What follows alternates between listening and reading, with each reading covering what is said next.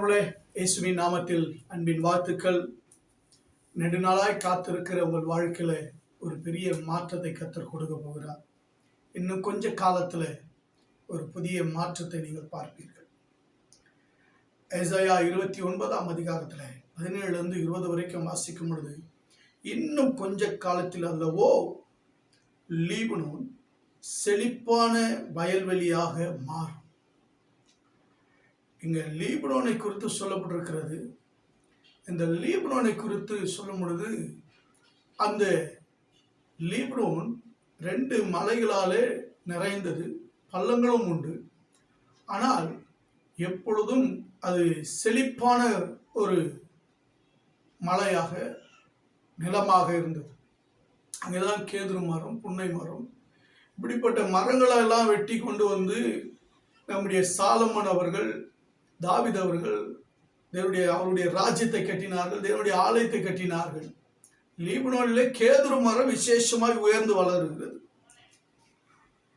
அப்படிப்பட்ட லீபனோன் மரத்திற்கு அந்த இடத்திற்கு லீபனோனுக்கு ஒரு பெரிய அழிவு வந்தது. இன்னொன்று, அது இஸ்ரவேலையும் குறிக்கிறது, இஸ்ரவேல் ஜனங்களையும் குறிக்கிறது. ஒரு பெரிய பாதிப்பு ஏற்படுகிறது. அந்த பாதிப்பு எதனால் ஏற்படுகிறது என்றால், அவருடைய பாவத்தினாலே, அக்கிரமத்தினாலே அவர்கள் தேவனை விட்டு அவர்கள் எகிப்தையும் அசிரிய ஜனங்களையும் மற்றவர்களை சார்ந்து கொள்ளுகிறதுனாலே, அங்க இருக்கிற காரியங்களை, விக்கிரக ஆராதனைகள், அங்க இருக்கிற சடங்காசாரங்கள், அங்க இருக்கிற காரியங்கள் எல்லாம் அவர்கள் கற்றுக்கொள்ளுகிறதுனாலே, தேவனை விட்டு விலகினபடினாலே அவர்களுக்கு ஒரு பெரிய பாதிப்பு வருகிறது, அடிபடுகிறது.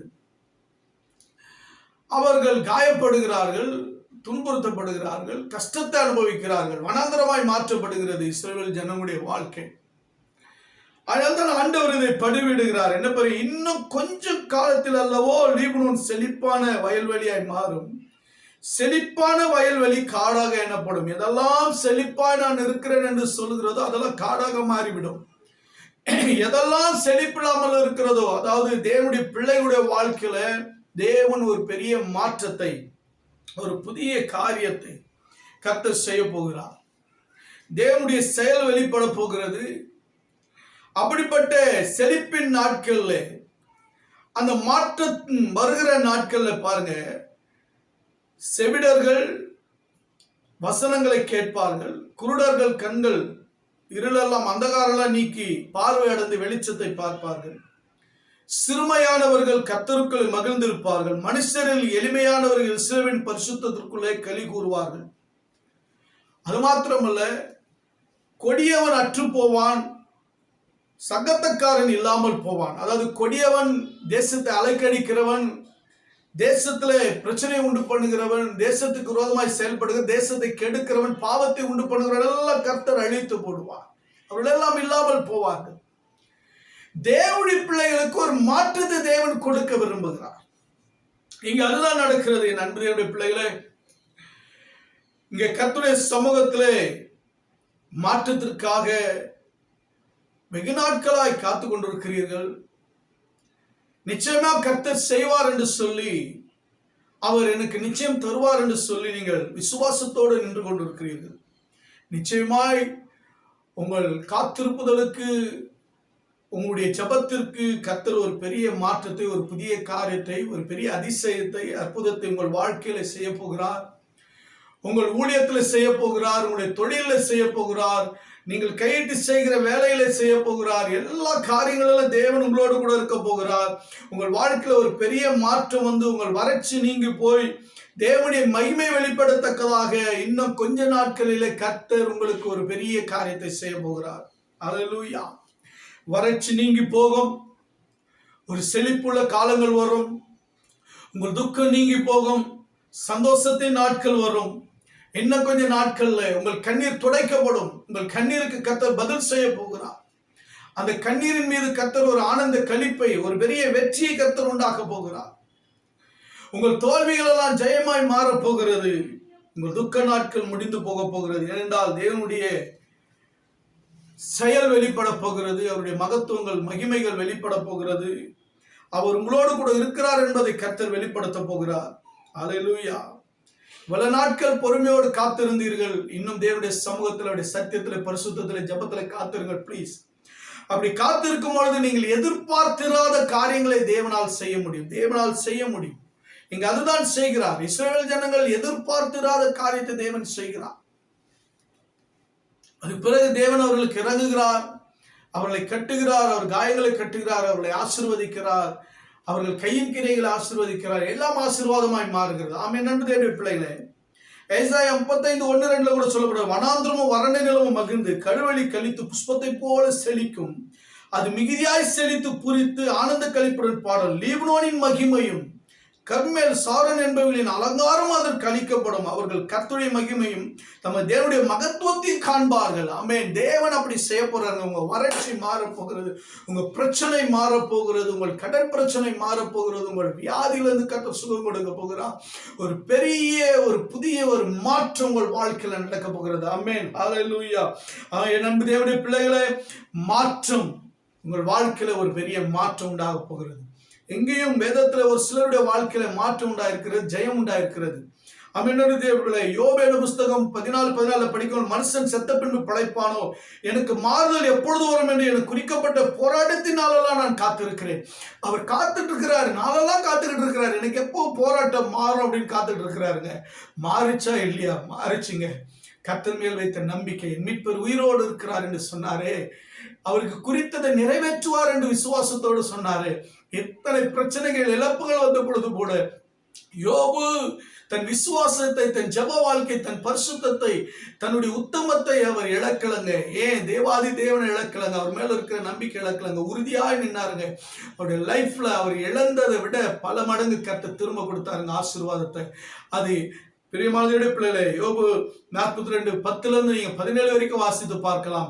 இழந்த ஆயுசு நாட்கள், இழந்த வருஷங்கள், இழந்த சந்தோஷங்கள், இழந்த பிள்ளைகள், இழந்த ஐஸ்வர்யங்கள், இழந்த கனம், மகிமை, மேன்மை, எல்லாத்தையும் சந்தோஷத்தை, சமாதானத்தை எல்லாத்தையும் திரும்பி கொடுத்தாருங்க. அதுதாங்க நம்முடைய தேவன்.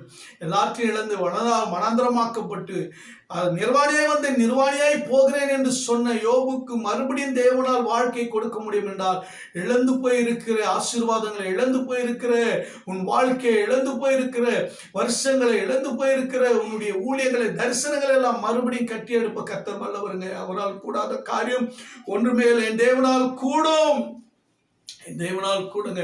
மறுபடியும் கட்டி எழுப்ப, உங்களை வாழ வைக்க இயேசுவால் முடியும். அவரை நம்புங்க, உத்தமமாய் நம்புங்க, அவரை பிடிச்சு கொள்ளுங்க.